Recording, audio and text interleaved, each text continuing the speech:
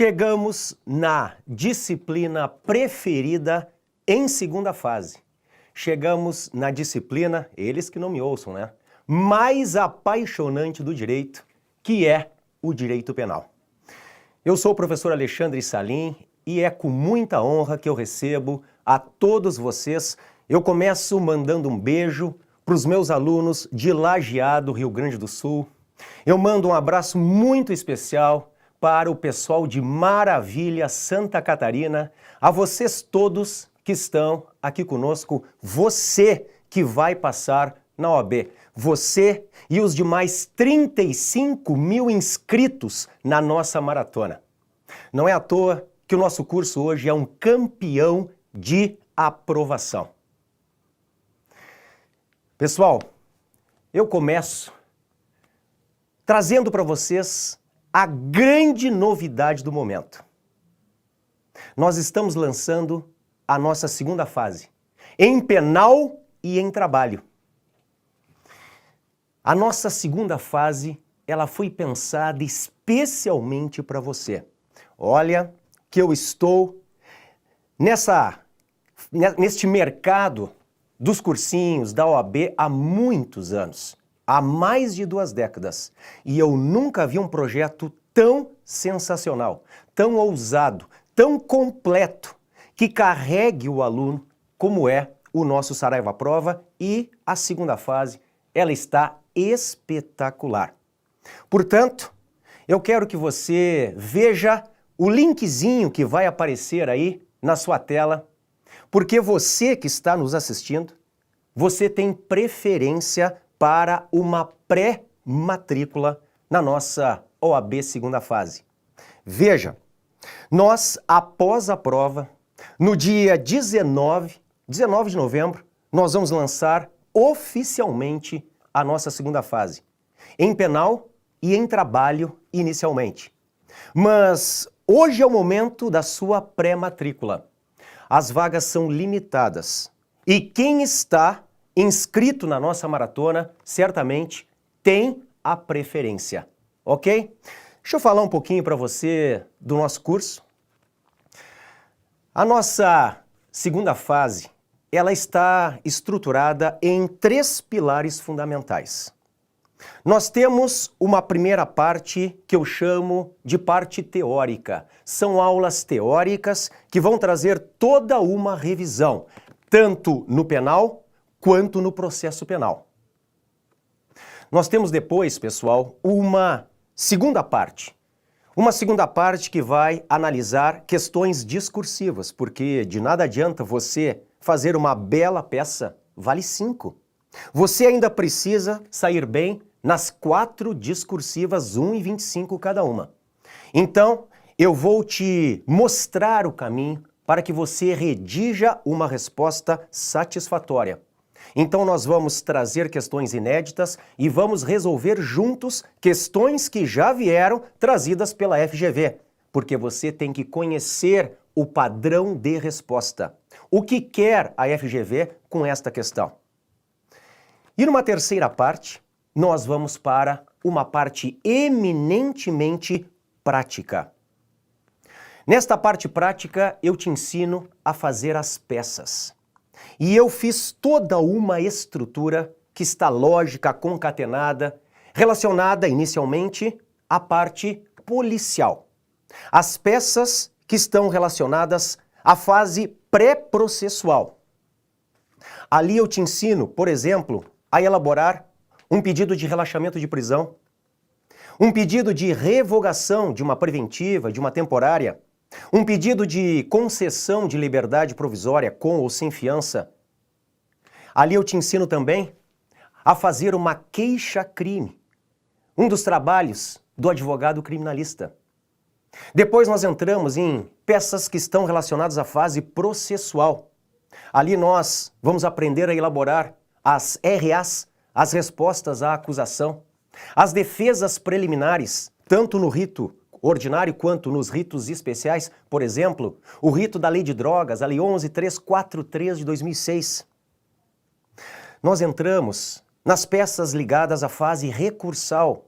Vamos fazer a apelação, aliás, De acordo com o nosso banco de estatísticas aqui do Saraiva Prova, a peça mais cobrada, apelação, depois em segundo lugar, os memoriais, ou as alegações finais por memoriais. Eu te ensino a fazer o RSE, o RESE, o recurso em sentido estrito, os embargos infringentes, de nulidade, declaratórios, até recursos constitucionais, o ROC, recurso ordinário, ordinário constitucional, o especial, o extraordinário. Nós vamos aprender a fazer as ações autônomas de impugnação pessoal. A revisão criminal, o habeas corpus, o mandado de segurança em matéria criminal. Nós vamos trabalhar com peças ligadas à fase de execução penal. Não só o agravo em execução, o artigo 197 da LEP, mas também e sobretudo pedidos que você, como advogado criminalista, fará ao juiz da execução. Você fará um pedido de progressão de regime, um pedido de remissão, um pedido de concessão de uma saída temporária, de um trabalho externo. Enfim, serão dezenas e dezenas de peças nesta nossa terceira parte, uma parte mais prática. Isto sem contar com a nossa tutoria, que estará do teu lado, analisando a tua peça, corrigindo, te dando todo o suporte jurídico, o suporte emocional, para que, lá no fim, você possa pegar esta vermelhinha da OAB e dizer: eu passei, eu sou hoje um advogado. A nossa plataforma está sensacional. Portanto, eu queria trazer esta novidade em relação ao penal e depois, certamente, o meu querido colega, o professor Bruno Klippel, ele estará aqui falando de como será a segunda fase na disciplina dele, que é Direito do Trabalho e Processo do Trabalho. Ok?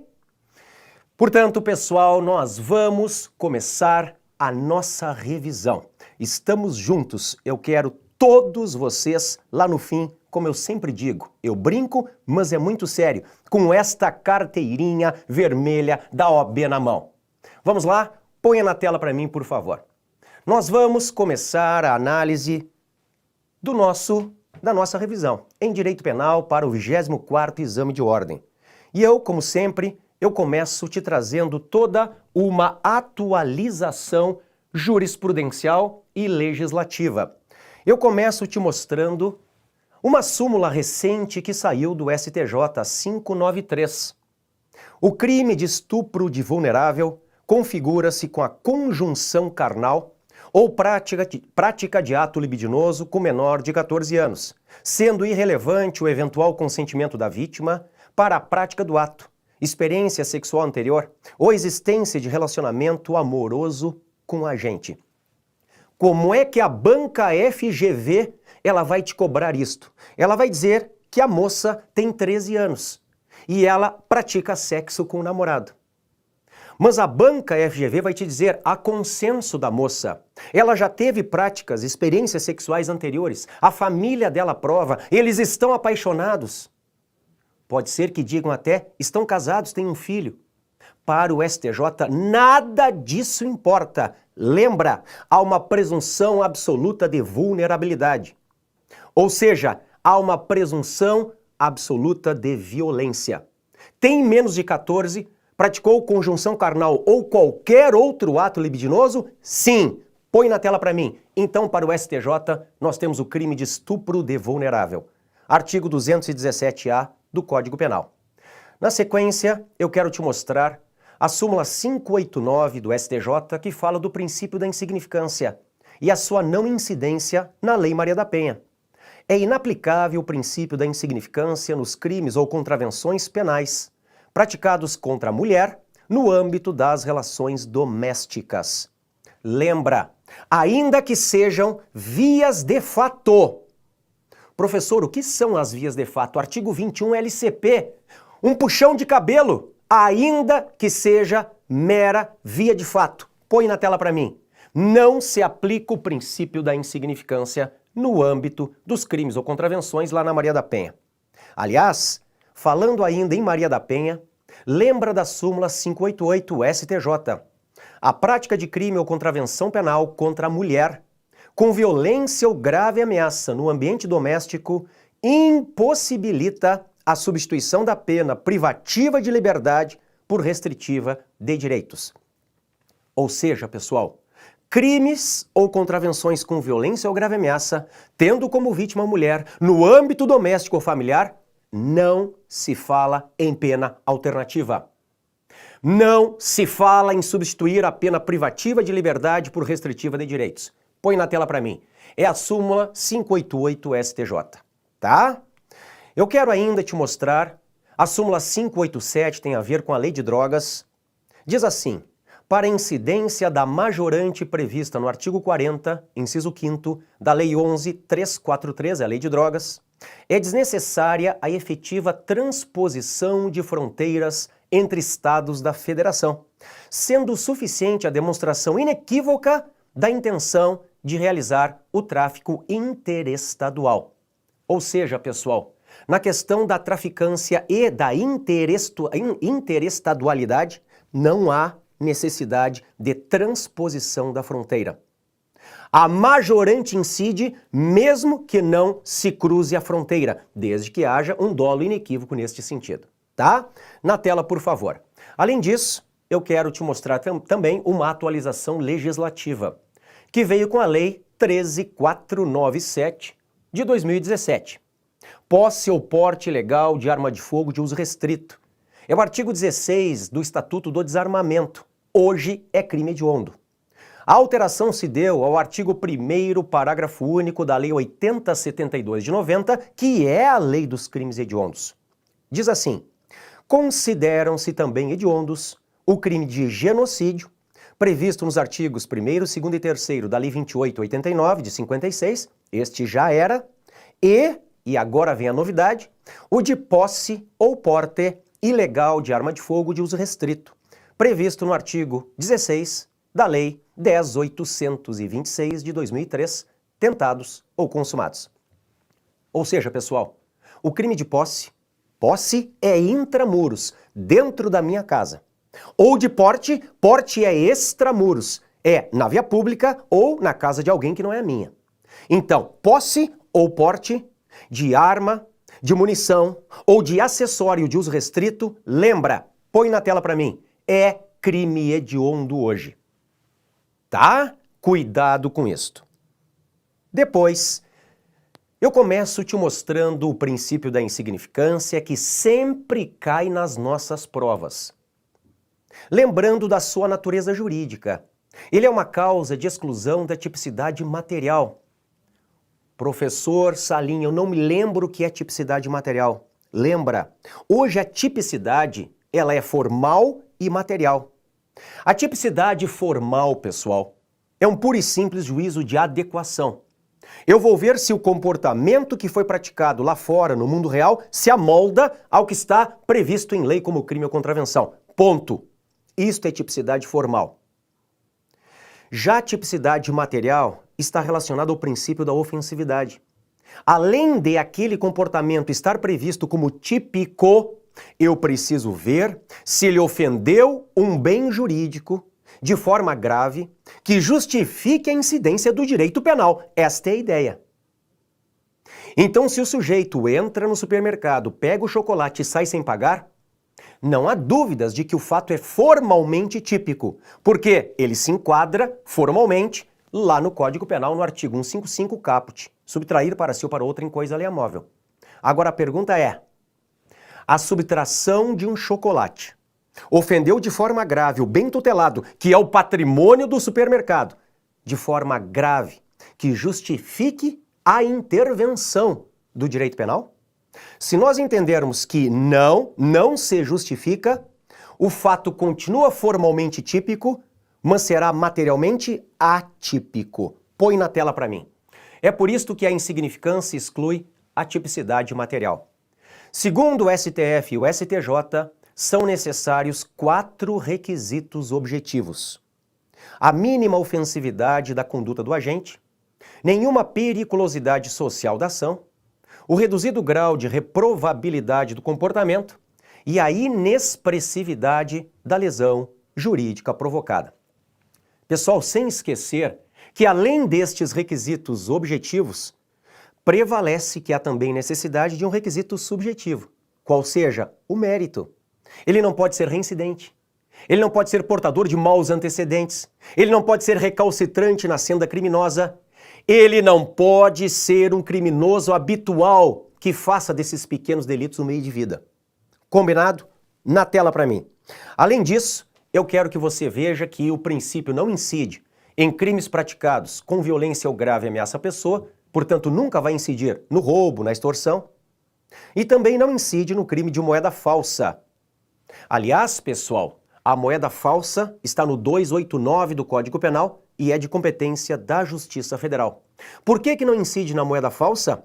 Porque, pessoal, não se tutela o patrimônio ali, se tutela a fé pública, se tutela a confiança que as pessoas têm na circulação do dinheiro. Combinado? Na tela para mim. Então são observações relevantes a respeito da insignificância. Na sequência, eu quero te lembrar da tentativa abandonada, que sempre cai também. Está no artigo 15 do Código Penal.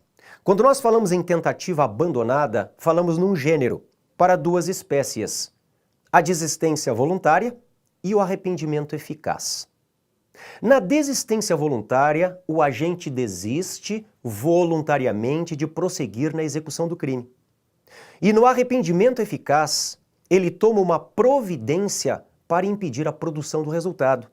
E em ambos os casos, o sujeito somente responde pelos atos já praticados. Então veja, na desistência voluntária há um não fazer. É por isso que eu sempre coloco para os meus alunos, há uma conduta negativa, um não fazer, um não prosseguir na execução, um se abster. Já no arrependimento eficaz, ao contrário, há um fazer, há uma conduta positiva. Por quê? Porque agora não basta mais simplesmente não prosseguir, porque eu já cheguei no fim da execução. Eu esgotei os meios executórios e agora eu tenho que tomar uma providência para impedir a produção do resultado. Ponha na tela de novo, por favor. Então, enquanto a desistência voluntária pressupõe um não fazer, um não prosseguir, o arrependimento eficaz pressupõe um fazer, pressupõe tomar uma providência para impedir a produção do resultado e, em ambos os casos, o agente responde pelos atos praticados. Ou seja, digamos que eu tenha ingressado na residência da vítima para furtar. Vi que a vítima é mais pobre que eu. E aquilo me toca de uma tal forma que eu penso, o que eu estou fazendo aqui? Eu vou embora. Eu só responderia por violação de domicílio. Artigo 15. Digamos que eu tenha dado tiro para matar a vítima. É o que eu queria, era o meu dolo inicial na origem. A vítima cai, alvejada, ferida, com a mão na barriga, suplicando pela vida dela. E aquilo me toca de uma tal forma que eu levo a vítima para o hospital e salvo a vida dela. Eu respondo pela lesão corporal. Vejam, eu respondo não mais pelo crime que eu queria na origem, mas ponha na tela. Olhem ali embaixo. O agente responde somente pelos atos já praticados. Tá? Quero lembrá-los ainda, também sempre cai do erro de tipo acidental. Erro de tipo acidental é o que incide sobre elemento acessório do tipo. Duas espécies são importantes, o erro sobre a pessoa e o erro na execução. O erro sobre a pessoa é conhecido em latim como error in persona e está no artigo 20, parágrafo 3º do Código Penal. O agente confunde a sua vítima com outra. Já o erro na execução, aberratio ictus, artigo 73, o agente erra a pontaria. Então, aqui comigo. Digamos que eu vejo uma vítima que eu queira matar. Eu quero matar, por exemplo, o meu próprio irmão. Eu vejo uma pessoa de costas, eu vejo tem a altura do meu irmão, tem o cabelo do meu irmão, tem até a roupa que eu acho que é do meu irmão. Eu chego por trás e, bum, dou um tiro, a vítima cai. Quando eu viro o corpo, não era o meu irmão. Eu confundi a minha vítima com outra.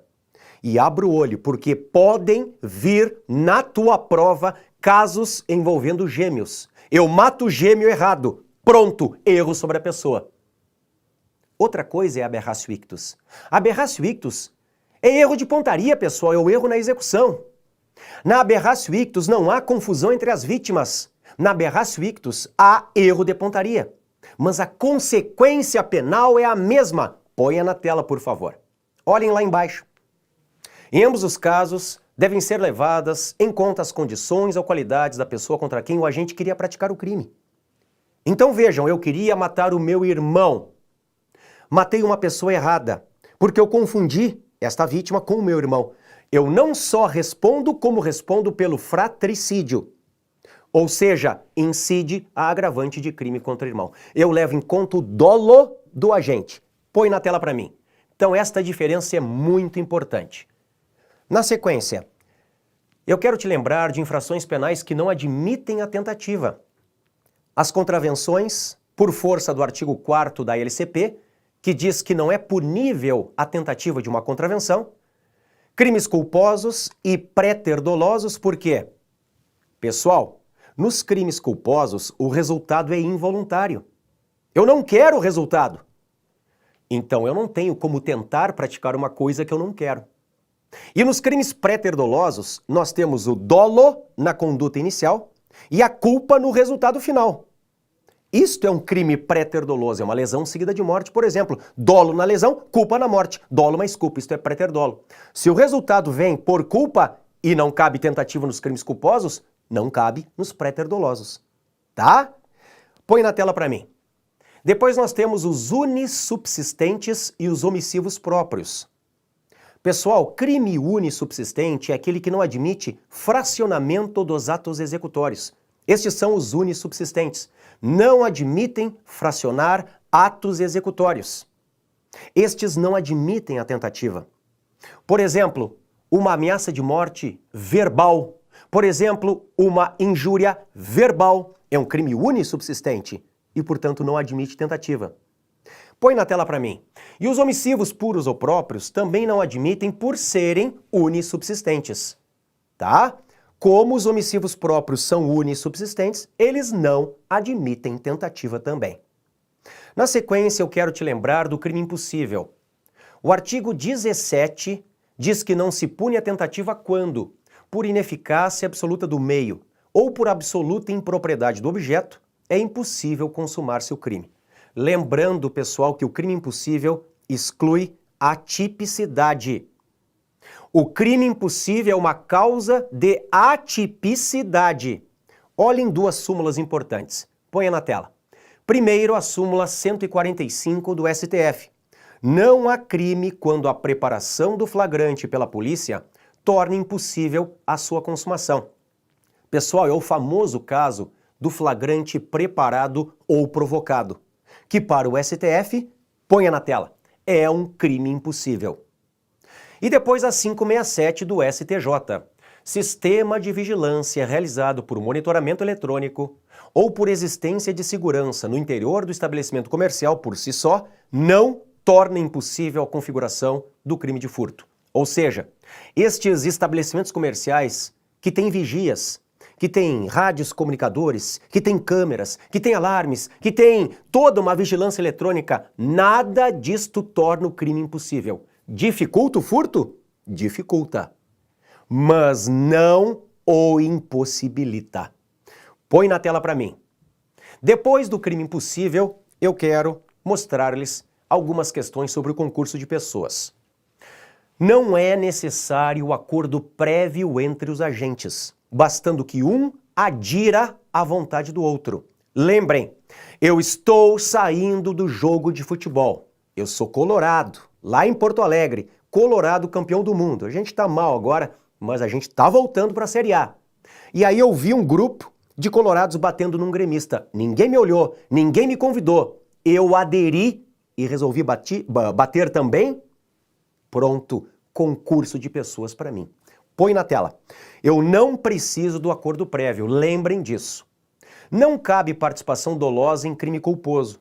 Ou, vice-versa, participação culposa em crime doloso. Ou os dois agem com dolo, ou os dois agem com culpa. Os crimes culposos não admitem participação, lembre disso. É o caso do taxista. Se eu instiguei o taxista a correr e ele mata alguém, eu não sou partícipe do crime de homicídio culposo dele. Ele responde pelo crime dele e eu respondo pelo meu. Ou, no máximo, nós somos coautores. Por quê? Põe na tela para mim. Porque não cabe participação no crime culposo. As circunstâncias subjetivas ou pessoais não se comunicam, lembrem disso, nunca se comunicam. As subjetivas ou pessoais nunca se comunicam. Pessoal, se o agente convida um amigo dele para matar a própria esposa, a agravante de crime contra cônjuge é só para o marido. Não se comunica para o amigo. Circunstâncias pessoais nunca se comunicam. Mas, põe na tela para mim. Olhem bem embaixo. As elementares se comunicam quando conhecidas. Pessoal, elementar, exemplo, funcionário público.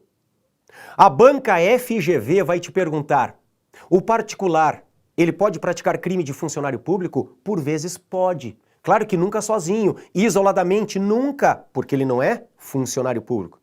Ele não é funcionário público. Mas se ele ajudar um funcionário público sabendo disso, os dois respondem por crime, por exemplo, de peculato, crime contra a administração. Por quê? Põe na tela para mim.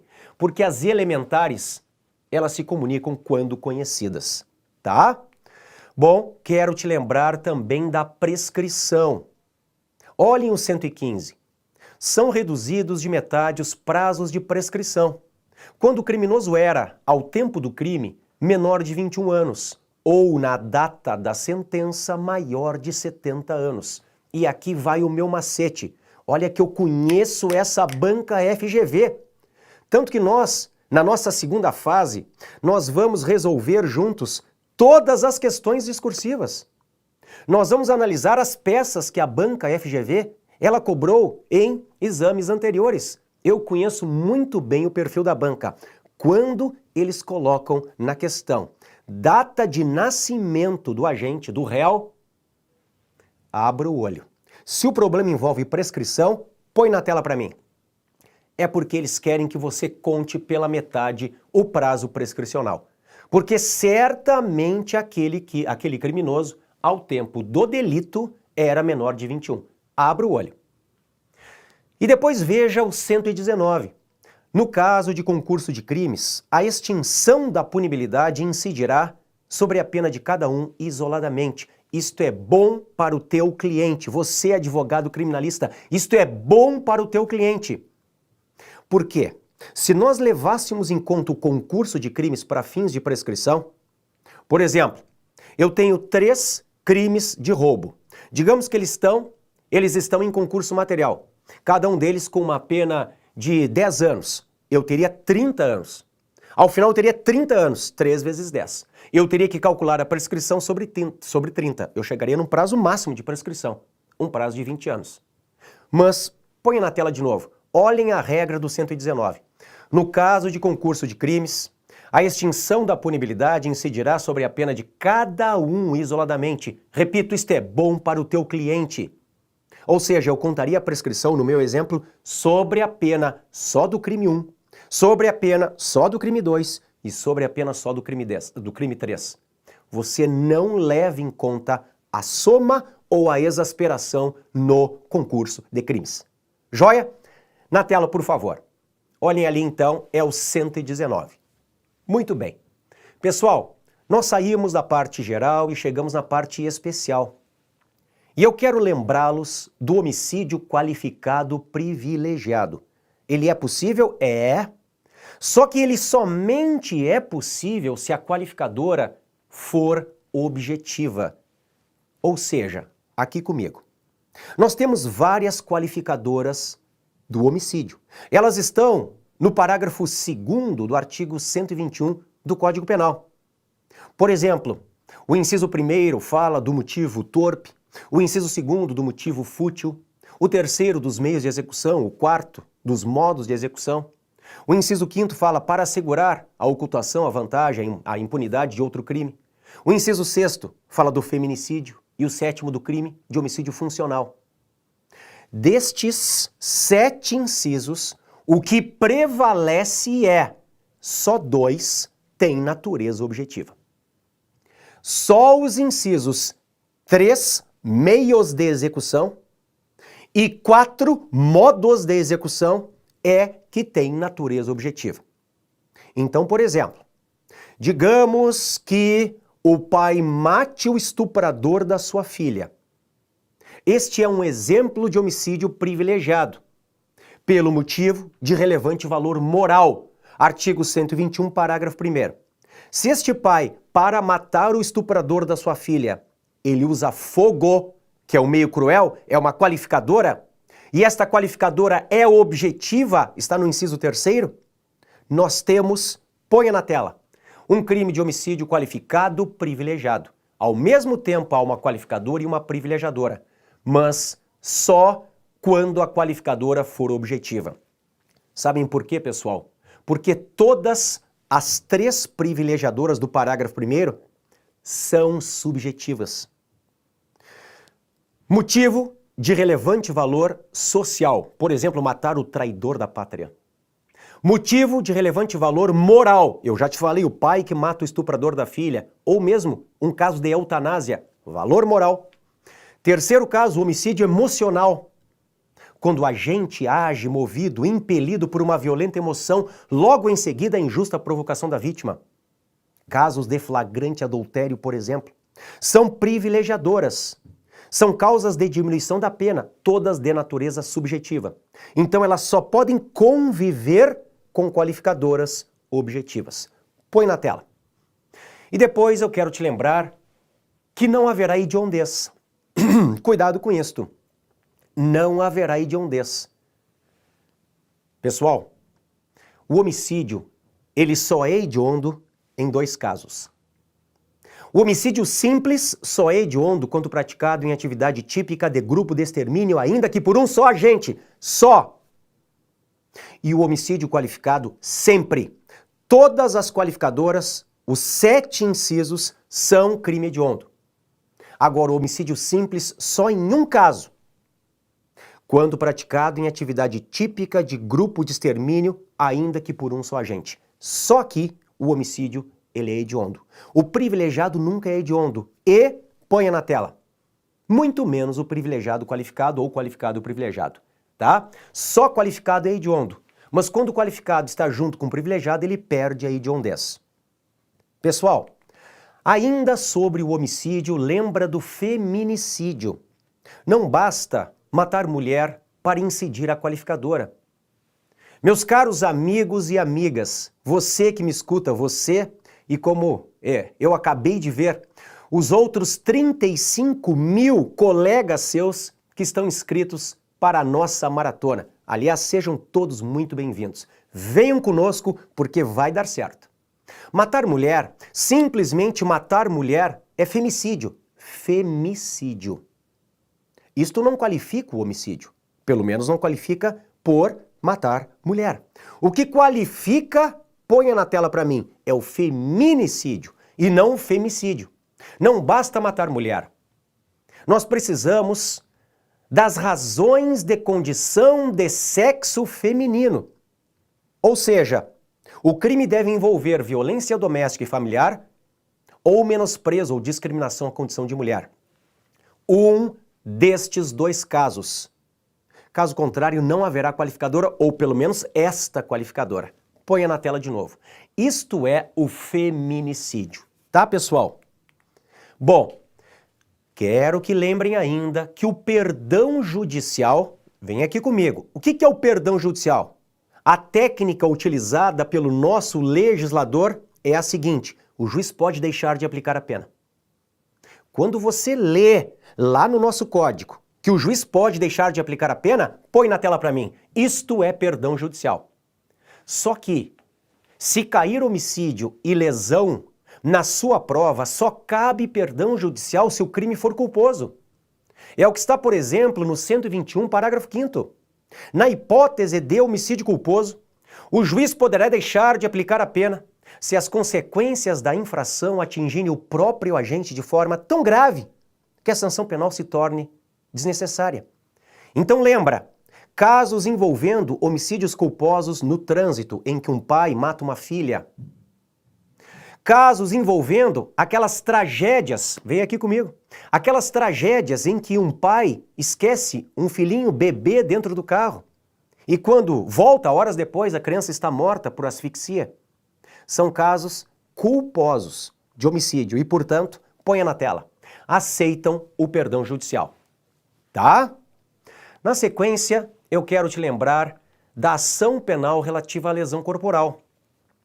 O artigo 88 da Lei 9.099, que é a Lei do Juizado Especial Criminal, nos diz assim: além das hipóteses do Código Penal e da legislação especial, dependerá de representação a ação penal relativa aos crimes de lesões corporais leves e lesões culposas. Então lembrem, pessoal, conforme a Lei 9.099, a lesão leve, lesão dolosa leve, e a lesão culposa, inclusive a culposa do trânsito, exigem representação. A vítima tem que representar. A representação é uma condição objetiva de procedibilidade. É uma autorização do ofendido. Só que na Maria da Penha não. Põe na tela. Você tem que lembrar da súmula 542 do STJ. Ação penal relativa ao crime de lesão corporal resultante de violência doméstica contra a mulher é pública incondicionada. Pessoal, seja qual for a lesão. Pode ser lesão grave, pode ser lesão gravíssima, pode ser lesão seguida de morte, ou pode ser uma lesão leve ou até uma lesão culposa. Se for contra a mulher envolvendo violência doméstica ou familiar, põe na tela. A ação é pública incondicionada, com fundamento na súmula 542 do STJ. Portanto, a mulher vítima não precisa representar. Isto significa, e vejam, aqui quem fala para vocês é um promotor criminal. Eu sou membro do MP há quase 2 décadas. Nós, muitas vezes, agimos contra a vontade da mulher, porque ela vem com um olho desse tamanho e diz: não, doutor Salim, eu não quero representar, não, tá tudo bem. Pois é, mas agora sinto muito. Põe na tela. A ação é pública e incondicionada. Nós vamos agir mesmo contra a vontade da vítima, se for o caso. Tá? Bom, na sequência eu quero te lembrar da consumação nos crimes de furto e roubo. Te lembrando que os tribunais superiores hoje adotam a teoria, olhem ali o latim, da apreensio ou amócio. Eu escrevo amotio e falo amócio. Pessoal, esta é a fundamentação teórica. Teoria da amócio ou da apreensio é a fundamentação teórica. O que você tem que entender? Basta a inversão da posse. A consumação do furto e do roubo, ela ocorre no momento em que a coisa sai da posse da vítima e ingressa na posse do agente. Ainda que não haja posse mansa e pacífica, ainda que não haja posse desvigiada, ainda que por curto espaço de tempo, nada disso interessa. Não precisamos de posse mansa e pacífica. A consumação, tanto do furto quanto do roubo, ocorre no momento da inversão da posse. Saiu da posse da vítima e ingressou na posse do agente, ainda que por curto espaço de tempo, ainda que sem posse mansa e pacífica, ainda que sem posse desvigiada, está consumado o crime. Claro que no roubo, com a particularidade de que nós precisamos da violência ou da grave ameaça. Põe na tela para mim. Olhem a súmula 582 do STJ. Consuma-se o crime de roubo com a inversão da posse do bem, mediante emprego de violência ou grave ameaça, ainda que por breve tempo e em seguida a perseguição imediata ao agente e recuperação da coisa roubada, sendo prescindível é desnecessária, a posse mansa e pacífica ou desvigiada. Tá? Bom, na sequência, eu quero te lembrar também de algumas questões sobre os crimes sexuais. Crimes contra a dignidade sexual, estupro é o 213 e estupro de vulnerável é o 217A. No estupro 213, nós temos a necessidade da violência ou da grave ameaça à vítima. Mas no estupro 217A, o de vulnerável, ele pode ser praticado com ou sem violência / grave ameaça à vítima. Lembra, é uma primeira diferença. Muitos alunos me perguntam: mas professor, quando eu tenho uma vítima vulnerável que sofre violência ou grave ameaça, e como a violência ou grave ameaça não estão no tipo do 217, isto não torna o crime 213? E a resposta é não. O crime de estupro 213 é um crime que só pode ser praticado mediante violência ou grave ameaça. Agora, o crime de estupro de vulnerável, 217-A, pode ser praticado com ou sem violência/grave ameaça. Põe na tela para mim. Depois, nós temos a súmula 593, que eu já mostrei a todos vocês.